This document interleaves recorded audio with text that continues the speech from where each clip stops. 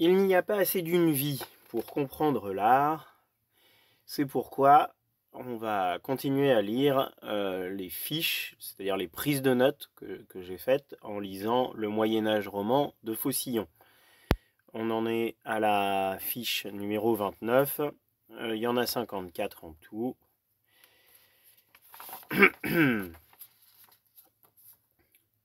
Alors, on rencontre ce type de clocher d'autres régions comme le Velay. Donc ça, c'était la suite de... Ça doit être le fameux clocher qui a une base carrée, qui a une transition à un moment donné qui devient hexagonale. Et la transition est masquée par je sais plus quoi d'ailleurs, par des triangles. On va regarder ça tout de suite. Voilà, il s'agit de clochers limousins, étayé au rez-de-chaussée par 4 robustes colonnes.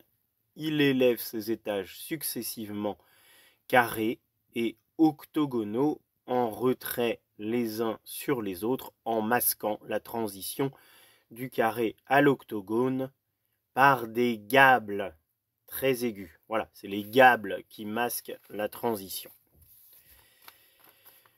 On rencontre ce type de clocher d'autres régions comme dans le Velay. Le Velay de petits points évoque des relations avec un milieu lointain sans lesquels il serait impossible d'expliquer ses caractères distinctifs. Ouvrez les guillemets, Monsieur Malle, Émile Malle, a mis en lumière pour la première fois les rapports qui l'unissent à l'islam et que le profil et la couleur de Notre-Dame du Puy rendent immédiatement sensible. La célébrité en terre musulmane de ce pèlerinage chrétien confirme le rapprochement archéologique. La polychromie des assises ne suffirait pas à éveiller notre attention, car elle appartient au système des jeux d'appareils pratiqués par les architectes d'Auvergne. Mais nulle part elle n'est plus conforme à certains partis musulmans. Fermez les guillemets. Ça, c'est dit page 172. Voilà.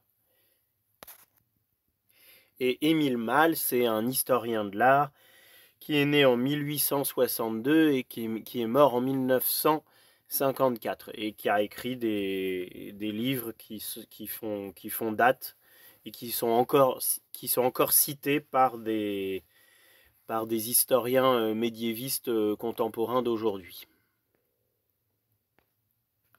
Ouvrez les guillemets. L'arc polylobé, que l'on retrouve partout, a ici toute sa pureté de tracé. Il n'est pas, comme ailleurs, le vestige ajouré d'une composition fleuronnée, mais un demi-cercle donné par le compas. Ouvrez la parenthèse, on va donner ici la définition de arc polylobé.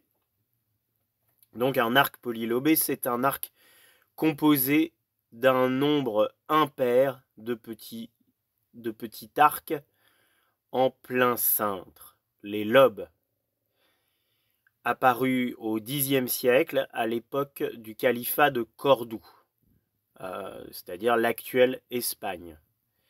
Entre 900, donc le califat de Cordoue, c'est 929 jusqu'à 1031. Voilà. On reprend la citation de Faucillon. L'inscription en caractère koufique qui décore les portes semble d'abord appartenir, elle aussi, au fond commun de ces apports orientaux largement diffusés qui sillonnent en quelque sorte tout le Moyen-Âge, mais la beauté et la régularité du style trahit la copie. Elle ajoute une sorte d'attestation de provenance directe aux autres preuves évidentes de l'influence islamique. Fermez les guillemets, ouvrez les guillemets. Enfin, le décor du puits présente des analogies notables et précises avec le décor musulman. Fermez les guillemets. L'oratoire Saint-Michel d'Aiguille, dont le nom dit la position à la pointe effilée d'un rocher. Donc c'est plutôt, à mon avis, c'est plutôt l'oratoire Saint-Michel d'Aiguille, dont le nom dit la position à la pointe effilée d'un rocher. Deux petits points. Décor d'assises et de polylobes. Notre-Dame du Puy et l'oratoire Saint-Michel installent, incrustent en quelque sorte dans un parti roman la technique et les combinaisons de l'art de l'islam. Donc ça c'était entre guillemets, hein, donc je vais juste le redire pour pouvoir placer les guillemets. Notre-Dame du Puy et l'oratoire Saint-Michel, ouvrez les guillemets, installent, incrustent en quelque sorte dans un parti roman la technique et les combinaisons de l'art d'islam. Fermez les guillemets. Provenance, non, c'est pas ça. Provence, deux petits points. Territoire le plus homogène pour le roman du XIIe siècle. La Provence était ouverte à l'Orient par le Rhône, par le trafic syrien du port d'Arles, relié à Beyrouth par les compagnies de naviculaires. L'Orient, ouvrez les guillemets, d'où lui vint la foi nouvelle, le christianisme d'Asie, jusqu'à ses formes gnostiques, le christianisme d'Égypte, propagé par les saints ascètes, fondateurs de ces premiers monastères. Fermez les guillemets. Première terre romane en Gaule, entre parenthèses, provincia, de petits points, désigne au début de la République romaine le domaine de responsabilité d'un magistrat romain. Concerne les territoires extérieurs à l'Italie, puis donnera le nom au territoire lui-même. Donc ça, c'est l'origine du mot province. Fermez la parenthèse pour la définition. Donc, première terre romaine en Gaule, conserve sur son sol beaucoup de monuments de l'ancienne Rome. Il lui reste, ouvrez les guillemets, une tonalité essentiellement latine, colorée d'élégance hellénistique. La tradition s'en maintint chez les sculpteurs de tombeaux au début du Moyen Âge. Sarcophage d'Isarne, ouvrez les guillemets, représenté à visage découvert, avec une rudesse et une grandeur sauvage, tandis que le reste de son corps, sauf les pieds, est caché sous la pierre. Cela trahit un génie plus âpre. Un génie plus âpre, là alors j'ai écrit un truc en tout petit. Un génie plus âpre, entre parenthèses, que celui de Rome. Cela trahit un génie plus âpre et peut être l'influence de modèles coptes. Fermez les guillemets. Le XIe siècle, les deux côtés du Rhône, j'ai failli lire les deux côtes du Rhône. Le XIe siècle, les deux côtés du Rhône vit fleurir l'architecture des arcatures et des bandes.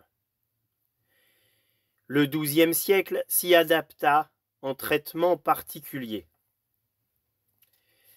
surtout dans la composition des masses et dans l'équilibre. Imitation des modèles antiques dans la mouluration. La mouluration, la définition, c'est un ensemble de moulures. Imitation des modèles antiques dans la mouluration. Ouvrez les guillemets. Si bien que la corniche d'un arc de triomphe ou d'une nymphée se trouve transformée presque telle quelle sur un mur d'église. Fermez les guillemets. Ouvrez la parenthèse, définition de corniche. Ensemble de moulures en surplomb les unes sur les autres qui constituent le couronnement d'un entablement, d'une façade, d'un piédestal, d'un meuble, etc. Définition d'une nymphée. Petit 1, sanctuaire consacré aux nymphes. Petit 2, bassin recevant une source considérée comme sacrée. Fermez la parenthèse pour les définitions. Imitation des modèles antiques, également à Saint-Traphine. À Saint-Traphine d'Arles. À Saint-Gilles-du-Gard, avec des compositions de colonnes décorées de statues et portées sur des socles d'une vigoureuse saillie. Fermez les guillemets, ça vient de la page 180, ça. Ouvrez la parenthèse pour la définition de saillie. Une saillie, ça désigne une avance qu'ont les membres, ornements ou moulures au-delà du nu du mur. Il y a le mu du mur, puis il y a des choses qui font saillie, c'est-à-dire qui s'avancent et qui vont au-delà du nu du mur, c'est-à-dire du côté plat du mur où il y a rien. Fermez la parenthèse. Église Saint-Gabriel en région rhodonienne. Entre parenthèses, donc ça c'est la figure 142, page 184. Fermez la parenthèse, ça permettra de mettre l'image sur l'écran. Deux petits points. Église Saint-Gabriel en région rhodanienne, deux petits points. Portail à fronton triangulaire. Portail à fronton triangulaire soutenu par des pilastres de faible relief. Ouvrez les guillemets. Ce réveil des formes classiques qui précède de plusieurs siècles la Renaissance italienne n'est d'ailleurs qu'un des modes de l'art roman, même dans la région méditerranéenne. Périgord, Gascogne, Saintonge, Poitou, deux petits points, ouvrez les guillemets, de Cahors à Angoulême, les églises aquitaines à coupole dessinent sur le ciel des Gaules un profil oriental. Fermez les guillemets. Volume intérieur, deux petits points. Parois décorées d'arcatures. J'ai écrit d'arcare, mais j'ai dû oublier une syllabe, je la rajoute. Donc les volumes intérieurs des églises d'Aquitaine, parois décorées d'arcatures et sobriété. Entre parenthèses, je remets la définition d'arcature, c'est en répétant qu'on retient. arcature, deux petits points, série de petites arcades décoratives, réelles ou simulées, c'est-à-dire simulées aveugles, c'est-à-dire qu'il n'y a pas de trou, ça ne troue pas le mur, c'est juste des séries de petites arcades qui sont comme collées ou qui dépassent du nu du mur. Fermez la parenthèse pour la définition d'arcature, ouvrez les guillemets. Les coupoles aquitaines ne sont pas byzantines non plus. Elles sont construites en pierre, non en briques, et leurs pendentifs sont appareillés en tas de charges. Fermez les guillemets. Ce mode de voûtement était le seul qui permit de couvrir de vastes espaces. Fermez les guillemets. Je change de fiche. Ouvrez les guillemets. Doit-on faire intervenir dans cette généalogie, outre un modèle oriental inconnu, une architecture populaire locale de huttes rondes, couvertes de coupoles grossières, analogue aux cabanes signalées par Berthaud dans l'Italie méridionale. Point d'interrogation, fermez les guillemets. Pratique ancienne d'une structure. Ouvrez les guillemets. Les coupoles des églises rustiques qui prennent place entre eux et les coupoles monumentales sont probablement les copies de ces dernières. Prototype probable, deux petits points. Saint-Front de Périgueux, qui date de 1120. 1120, c'est probable, j'ai écrit 1120, mais c'est probablement la date du début de la construction. Donc, prototype probable, Saint-Front de Périgueux, 1120, copié lui-même sur l'église Saint-Apôtre à Constantinople. Autre prototype probable. L'église de Saint-Étienne en la cité à Périgueux et la cathédrale de Cahors, 1119. Cahors eut une filiation importante avec les églises à coupole pourvues d'un chœur à chapelle rayonnante sans déambulatoire. Deux petits points. Souillac, Solignac, Saint-Pierre d'Angoulême et Saint-Caprais d'Agen. Saint-Étienne de Périgueux, par sa coupole la plus ancienne, a pu servir de modèle à Sainte-Avie. Seigneur, Seigneur ça s'écrit S-E accent N-I-E-U-R.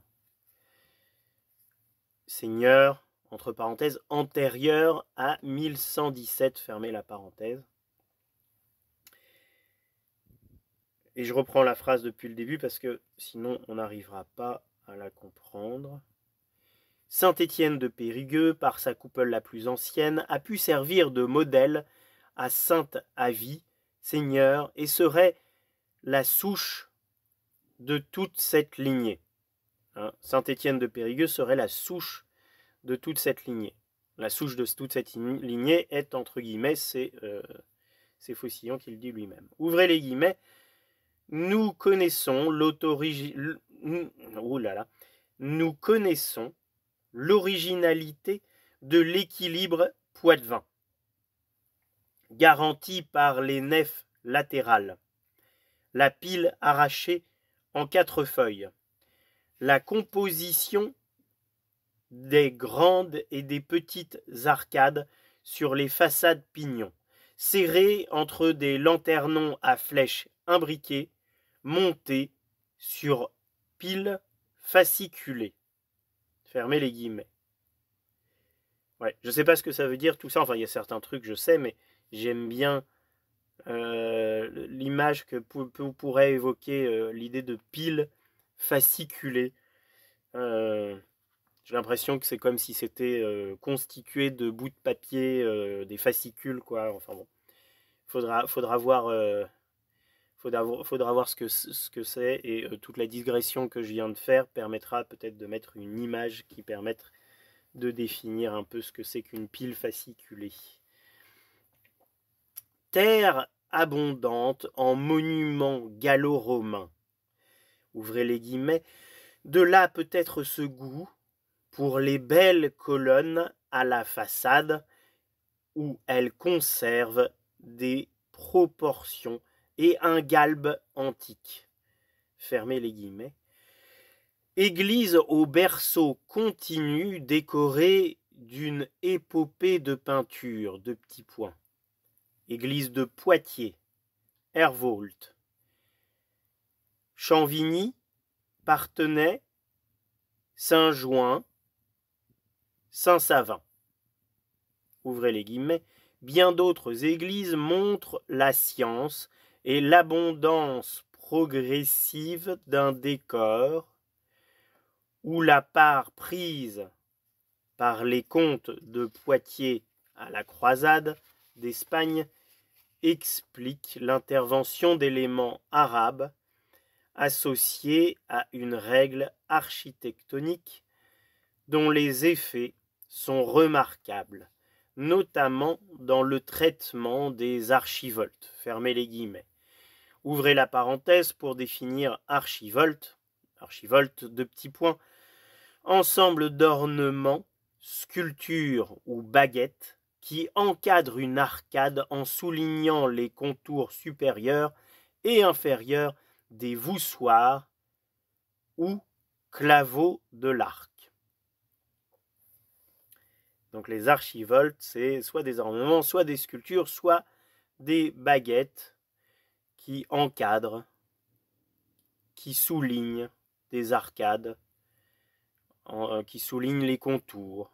Donc ça fait aussi partie de la modérature, c'est-à-dire de ce qui souligne la plastique d'un bâtiment, j'imagine. Fermez la parenthèse. Art du Sud-Ouest et art d'Auvergne, deux petits points. Donc cet art du Sud-Ouest et d'Auvergne a franchi ses limites régionales. Ouvrez la parenthèse, exemple, on le retrouve dans le Berry. Ouvrez les guillemets. Des thèmes purement géométriques, comme les bâtons brisés, se retrouvent à la fois dans son décor et dans celui des groupes du Nord. Exemple, en Normandie et en Île-de-France. Bon, on voit là que les choses, comme il l'avait déjà dit, restent jamais vraiment locales. Y a toujours des formes qui arrivent à voyager. On n'arrive pas à... Enfin, je sais pas si... Je dis on n'arrive pas, je sais pas si on veut le faire, mais en tout cas, les choses ne s'ancrent pas dans une localité, ça finit toujours par aller ailleurs. La Saintonge et le Poitou prend également ces thèmes, mais s'en servent pour d'étranges combinaisons de figures. Ouvrez les guillemets. Nul art n'a peut-être plus audacieusement travaillé sur la forme humaine pour la soumettre au cadre monumental. Et en même temps, nul art, au XIIe siècle, n'en a mieux respecté l'harmonie et les proportions dans certains partis, comme celui des statues suspendues à la muraille. Fermez les guillemets. Ça, je ne l'ai pas souligné, mais c'est intéressant, puisque à chaque fois, il nous dit que l'art roman subordonne la figure au cadre architectural, et que du coup, la figure perd ses proportions, les proportions justes que la Grèce respectait, et les Romains. Et là, il nous dit qu'il y a un cas, donc le cas de la Saintonge et du Poitou, hein, c'est bien ça, la Saintonge et le Poitou prend également ces thèmes, mais s'en servent pour d'étranges combinaisons de figures. Donc oui, donc c'est la Saintonge et le Poitou qui est un cas où il y a à la fois soumission de la figure au cadre, donc là il dit soumettre au cadre monumental, donc oui c'est bien, soumettre la figure humaine au cadre monumental tout en respectant l'harmonie et les proportions de cette figure. Voilà. Mais il dit que c'est eux qui ont le plus réussi à le faire, mais bon, peut-être qu'il y a quand même un infléchissement des proportions et de l'harmonie, mais c'est l'endroit où il y en a le moins. Voilà, c'est comme ça que je l'entends. En tout cas, il faudrait regarder.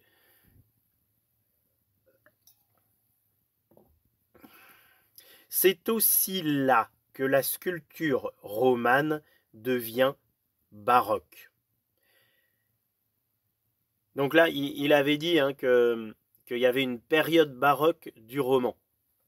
Et si je me souviens bien, la période baroque, donc ça c'est de mémoire, hein, il y a soit une répétition bête des règles, soit un oubli des règles et ça part dans... les formes se déploient de manière plus libre, hein, il me semble que c'est ça. C'est aussi là que la sculpture romane devient baroque, ouvrez les guillemets, par l'oubli des fonctions, la luxuriance et les effets pittoresques. Donc oui, c'était un peu ça, hein, la luxuriance, l'oubli des fonctions, c'est-à-dire que les formes ne sont plus là pour souligner les fonctions de là où elles sont. Alors l'effet pittoresque, je ne sais pas si c'est le pittoresque tel que le définit Gilpin ou Gilpin, je ne sais pas comment ça se prononce. Un jour je lirai le texte sur le pittoresque que j'ai lu de Gilpin ou Gilpin. Donc quand je le lirai, peut-être que je prendrai du temps pour savoir comment ça se prononce. On verra. On a donc là un titre, Grand 4, la zone septentrionale. Entre parenthèses, définition de septentrionale. Septentrionale, située au nord, s'oppose à méridionale. Voilà. Si jamais il y en a qui ne le savaient pas, moi je ne le savais pas, sinon je ne l'aurais pas écrit ici dans mes notes. Fermez la parenthèse pour la définition. Ouvrez les guillemets. En France, les pays situés au nord de la Loire et dans l'est sont romans par la conception des masses et des effets. Plus que par la couverture, souvent et longtemps fidèle à la charpente qui fut remplacée de bonne heure en Normandie par l'ogive. L'architecture romane au nord se caractérise par l'emploi de ce membre nouveau qu'est l'ogive. Remarque personnelle entre parenthèses, donc ce n'est pas une caractéristique du gothique puisqu'on la trouve aussi dans l'art roman. Ça ne caractérise pas complètement le gothique, ça déborde un peu du gothique. Fermez la parenthèse. Premier progrès de l'ogive, deux petits points, de 1093 à Durham à 1144, cœur de Saint-Denis, dans l'âge d'or de l'art roman. L'école normande contribue activement au système ogival, mais ce sont les architectes du domaine royal qui en ont fait un style. Dès le premier tiers du XIIe siècle, l'ogive s'était répandue en Normandie, sans doute sous l'influence de la conquête de l'Angleterre. Entre parenthèses, ogive présente à Durham et Winchester en 1110, Peterborough vers 1120. Fermez la parenthèse. Ouvrez les guillemets. L'ère d'expansion de l'école normande est extrêmement étendue. Non seulement elle recouvre l'Île-de-France, mais elle pénètre jusqu'en Champagne. Winchester, 1079, Worcester, 1084, Norwich, 1096, de petits points, ouvrez les guillemets, le décor géométrique des chevrons et des bâtons brisés y revêt jusqu'au qu'au fût des colonnes massives. Les basiliques normandes qui se dressent en pays conquis, c'est-à-dire en Angleterre, deviennent plutôt qu'ailleurs gothiques par la voûte d'ogive. Ouvrez les guillemets. L'architecture nouvelle passe en Irlande. Elle s'y juxtapose ou s'y associe aux formes traditionnelles de la vieille chrétienté celtique. La voûte de pierre en carène de barque renversée. En carène de barque renversée, c'est sûrement pas ça, mais bon. En coque de barque renversée, peut-être, je ne sais pas. On va dire la coque. Hein. Puis on fera une recherche pour voir si carène ça existe et s'il y a une définition. L'architecture nouvelle en Irlande, elle s'y juxtapose ou s'y associe aux formes traditionnelles de la vieille chrétienté celtique, la voûte de pierre en coque de barque renversée, fermez les guillemets, ouvrez les guillemets, et les antiques tours, très minces, très hautes, pareilles à des troncs pétrifiés dans les paysages solitaires, fermez les guillemets. Des relations unissent l'Angleterre à la Normandie, au comté de Flandre. Des relations unissent l'Angleterre et la Normandie au comté de Flandre. Deux petits points.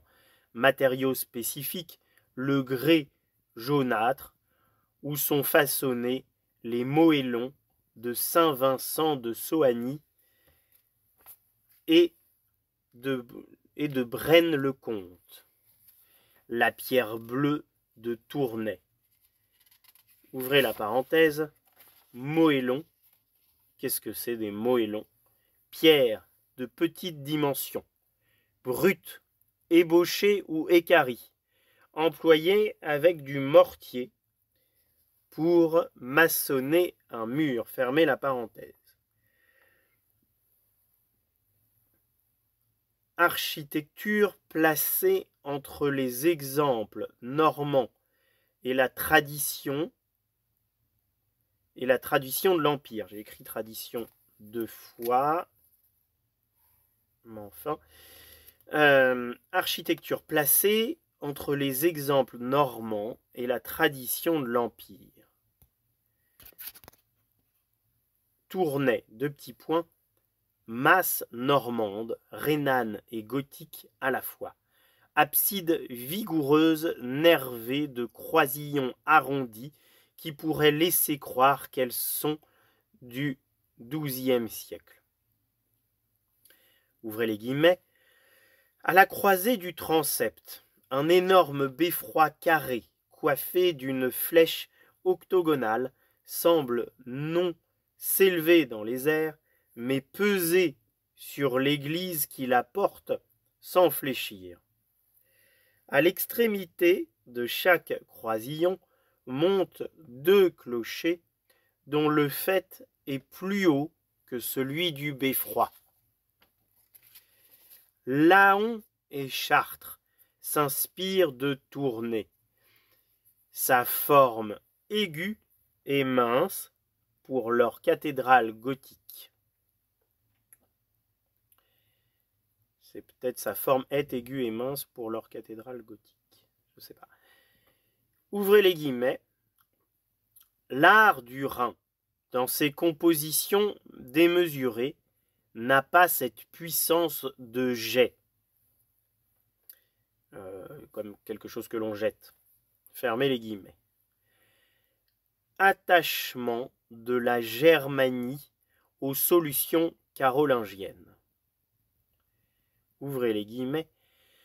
La grandeur de l'art allemand réside dans la beauté des volumes et dans l'ampleur des programmes, non dans les solutions constructives. Les galeries d'arceaux et sans doute les chapiteaux cubiques sont des apports lombards, c'est-à-dire d'Italie. Exemple de chapiteaux cubiques, ça sera la figure 167-168 du livre. Marmoutier, dans le Bas-Rhin, les chapiteaux cubiques se rencontrent non seulement au cœur de l'Allemagne, mais dans les autres régions de l'Europe centrale et en Normandie même. La demi-sphère renversée, équarrie en 4 faces rectangulaires, n'a pas le caractère organique des chapiteaux issus du corinthien, dont toutes les parties désignent clairement les fonctions. Collerette, volutes d'angle, médaillons centraux et commande la distribution du décor. Le chapiteau commande la distribution. Non, c'est pas le chapiteau qui commande la distribution du décor. Ce sont les parties, puisque c'est au pluriel. Donc, les parties, toutes les parties du chapiteau désignent les fonctions et toutes ces parties du chapiteau commandent la distribution du décor. L'art germanique a tiré en partie du génie des charpentiers du Nord la forme du chapiteau cubique, sa puissance, sa sécheresse, sa monotonie. En Allemagne comme en Italie, l'architecture romane évolue avec une extrême lenteur. L'art gothique n'y fut jamais que tardif et d'importation. Entre parenthèses, remarque personnelle, chapiteau cubique égale minimalisme égale s'épanouit sur la terre qui sera celle du minimalisme. Fermez la parenthèse. Je ne sais pas où je suis allé chercher ça. Le minimalisme, c'est pas allemand.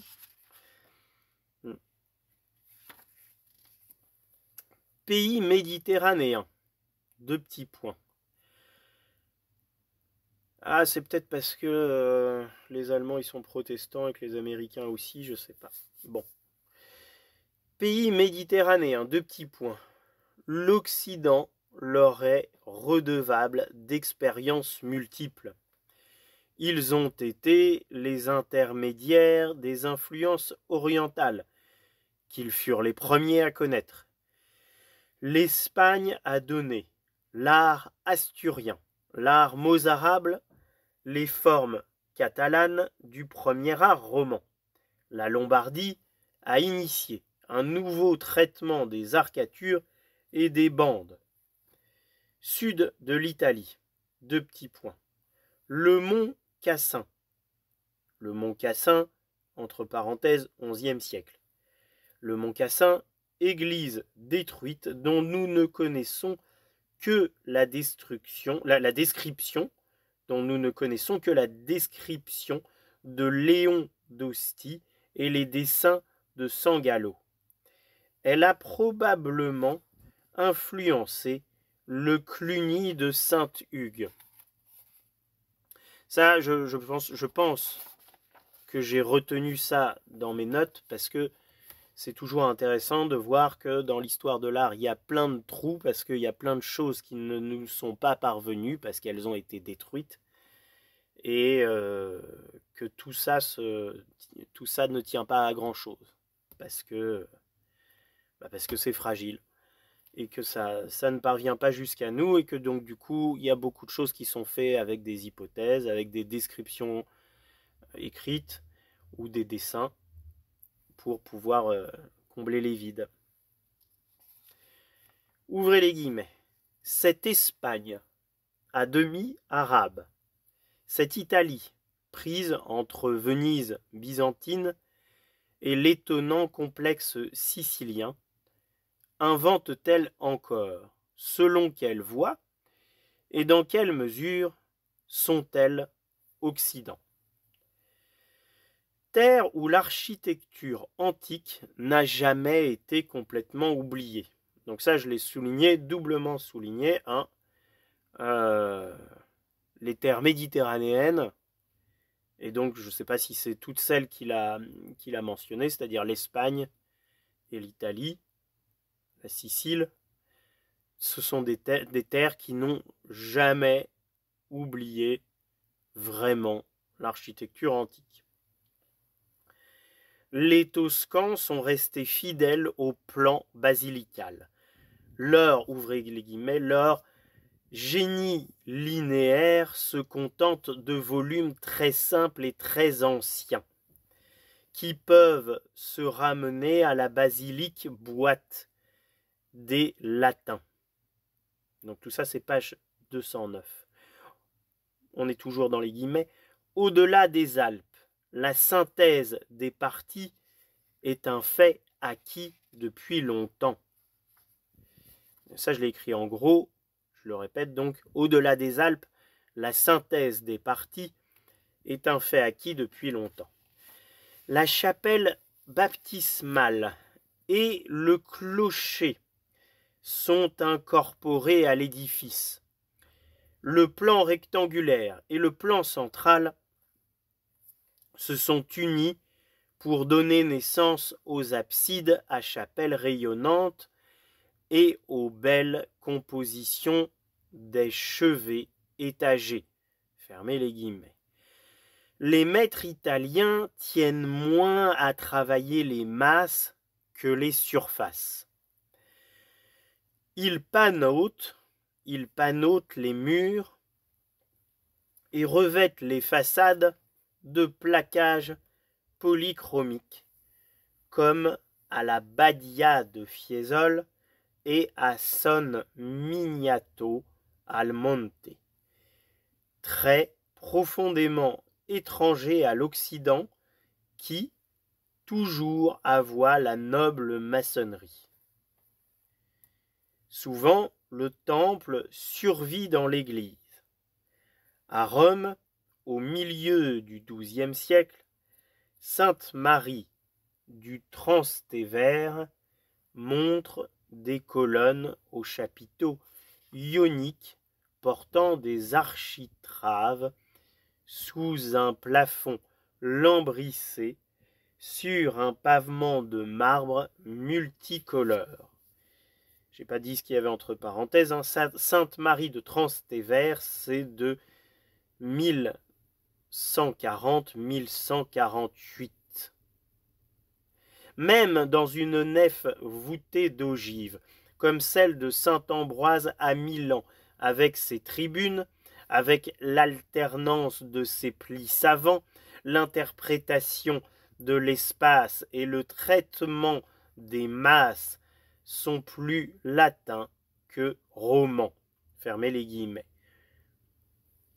Bon, je note quand même une chose, c'est que il dit que ce sont des traits étrangers à l'Occident et donc il considère que l'Italie et l'Espagne, c'est pas l'Occident.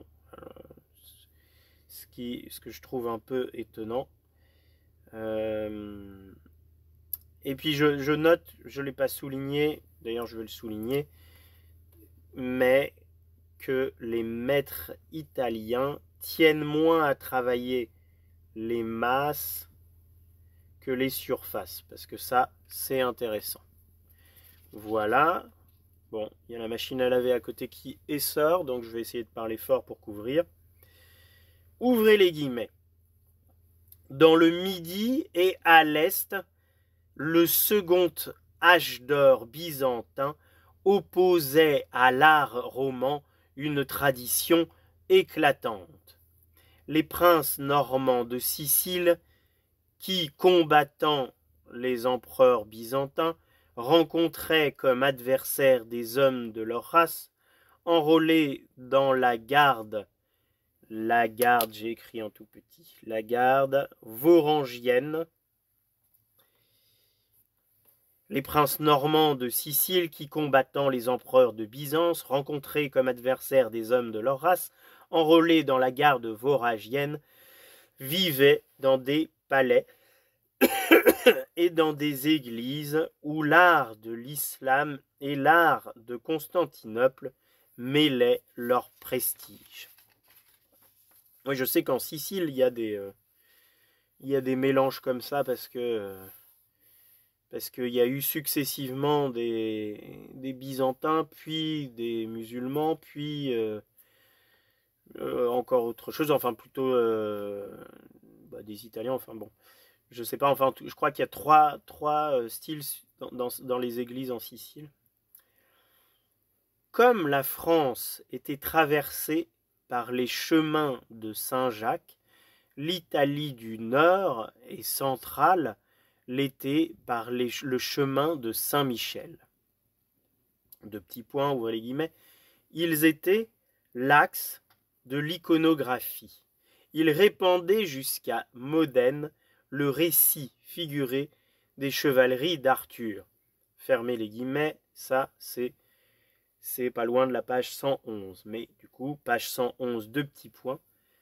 Cette profonde diversité, entre parenthèses en Italie, cette profonde diversité, succédant à la vieille unité lombarde, correspond sans doute à des différences de plan historique et d'horizon spirituel, tandis que les écoles romanes en France, avec leur caractère bien prononcé, sont la variation d'une pensée unique. Voilà, donc ça c'est intéressant. Hein. D'un côté, en Italie, et selon Faucillon, on a une diversité, mais sans quelque chose qui unit, sans une pensée qui unit, alors que dans la France romane, selon Faucillon, on a une variété, mais qui est une variation sur une pensée unique. Les types nettement définis se répandent au loin. Ils aident à l'organisation des terres conquises, auxquelles ils donnent la forme et l'empreinte. C'est ce que montre l'Espagne romane, pays de croisade. Peut-être cette fonction historique continue qui, après la prise de Grenade, devait s'exercer dans le Nouveau Monde, fut-elle l'éducatrice de son génie. Par là, elle se distingue radicalement de l'Italie. Absorbée dans la lutte de deux politiques universalistes, la querelle du sacerdoce et de l'Empire. C'est en Espagne, non en Terre Sainte, que se fait par repli séculaire le grand recul de l'islam, sans que l'islam cesse d'agir sur la culture et le destin même de la race. Fermez les guillemets. Ouvrez les guillemets. Sauf en Catalogne. Ce n'est pas vers l'Italie, mais vers l'Andalousie, puis vers la France que regarde l'Espagne. L'art mozarabe, lui, fut une barrière contre le premier art roman et les importations méditerranéennes. Il est un premier accord, un premier équilibre entre la culture musulmane et la culture d'Occident. Fermez les guillemets. Puis fut recouvert par les apports français. Diversité du roman espagnol dont Compostelle n'est qu'un aspect. Église de Palencia. Deux petits points. Des caractères asturiens s'associe le parti pris roman. Des caractères asturiens s'associe le parti pris roman de l'abside. Cathédrale de Jaca, deux petits points, ouvrez les guillemets. La cathédrale de Jaca porte les traces de reprise dans ses piles alternées et dans son appareil. Fermez les guillemets.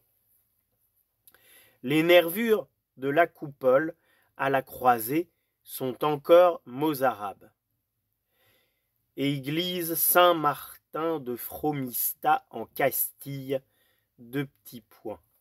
3 nefs de hauteur presque égale appartiennent au type français du sud-ouest, d'une plus grande unité que celle de Jacquat. Saint-Foy de Conques. Foy, c'est F-O-Y, je ne sais pas comment ça se prononce. Saint-Foy de Conques, 2 petits points. Elle reproduit avec exactitude tous les traits des basiliques françaises de pèlerinage. Exemple, Saint-Martial de Limoges, entre parenthèses 1095, fermez la parenthèse. En Espagne, le traitement des formes romanes est coloré par l'instinct local, notamment dans la sculpture. Voilà, bon, l'instinct local, on ne sait pas trop ce que c'est. Royaume latin de Jérusalem, 2 petits points, est une monarchie féodale, de type français, transportée telle qu'elle dans l'Orient méditerranéen. Ouvrez les guillemets, les constructeurs politiques, les bâtisseurs de châteaux et d'églises procèdent comme des colonisateurs. Non que la vie puissante des milieux ne les rende perméables à des échanges, mais les principes et les prototypes, ils les ont apportés avec eux. Fermez les guillemets. Ça, c'était page 216. Et moi, j'ai pas les compétences pour savoir qu'est-ce qu'il faut dire là-dessus, parce que Faucillon, c'est un livre de 1938, donc il y a plein de trucs qui ont dû être découverts depuis. Je l'ai juste mis comme ça, je sais pas pourquoi je l'ai mis. Transept rare et toujours peu saillant. Chevet souvent composé d'une abside entre 2 absidioles. Reproduit les solutions de la Bourgogne. Voir détail, page 219, ça permettra de mettre l'image. Portail Poitevin. Ouvrez les guillemets. Au Xe siècle, l'islam avait marqué de son empreinte l'art mozarabe. 2 petits points. Au même lieu, il donnera l'art mudéjar. Dans les églises du Velay, il laisse des traces aussi décisives, mais son action profonde ne s'étend pas plus loin. Byzance et Chypre s'inspirent des coupoles d'Aquitaine, mais l'architecture romane, dont les origines montrent la collaboration des formes orientales et des formes chrétiennes classiques, n'est ni orientale ni romaine, elle est l'expression d'une pensée d'Occident. Fermez les guillemets. On est à 53 minutes et j'arrive au chapitre 3, qui sera chapitre 3, le décor roman, grand 1, le sentiment épique dans l'iconographie. Et donc, je sais pas, moi, ça serait bien de commencer par un gros titre. Et donc, je pense que je vais m'arrêter là. Pour faire un petit bilan de cette lecture, ce qui m'a intéressé, alors j'ai rien souligné, j'ai écrit très peu de choses en gros durant toute cette lecture. J'avais juste souligné l'idée qu'il y avait une diversité sans pensée unificatrice en Italie et par contre une variation sur une pensée unique dans le roman français. J'aimais bien l'idée qu'il y ait 2 motifs, un motif d'une variété sans pensée unique et un motif d'une variété avec une pensée unificatrice. D'ailleurs, j'aurais pas dû dire pensée unique parce que pensée unique, ça a une connotation politique, politicienne.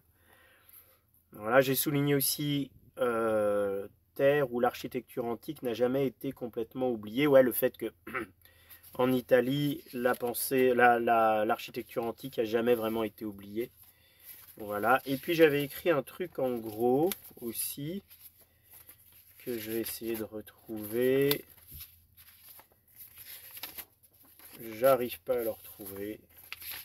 C'est nulle part. Bah tant pis. Voilà. Et puis, ah oui, c'est là. C'était au-delà des Alpes, la synthèse des parties est un fait acquis depuis longtemps. D'ailleurs, c'est pas loin du fait que l'architecture antique ait jamais été oubliée. C'est intéressant le fait que dans une architecture, ils font la synthèse des parties. Il n'y a pas des parties qui sont dissociées les unes des autres. Voilà, c'est quelque chose qu'il fallait noter. Et sinon, de manière plus générale, dans ce qui a été lu aujourd'hui, ce que ma mémoire sélective retient aussi, c'est que l'art et les formes de l'architecture musulmane a influencé des bâtiments et des églises qui sont présents sur le sol français. Et qui sont présents sur le sol espagnol bien sûr, mais aussi qui sont présents sur le sol français. Et ça, avant de lire Faucillon, je savais pas. Alors je sais pas ce qu'en disent les historiens d'art d'aujourd'hui. Je sais pas ce qu'en disent les historiens d'art d'aujourd'hui, mais voilà, je pense que ça n'a pas dû changer des tonnes. Hein. Ils ont peut-être précisé des choses qui étaient déjà dites à l'époque. Voilà. Bon. Je vous souhaite de réussir à dégager du temps dans votre vie pour aller régulièrement dans des musées. Je vous souhaite de réussir à lire beaucoup de livres d'histoire de l'art. Je vous souhaite une bonne journée. À la prochaine.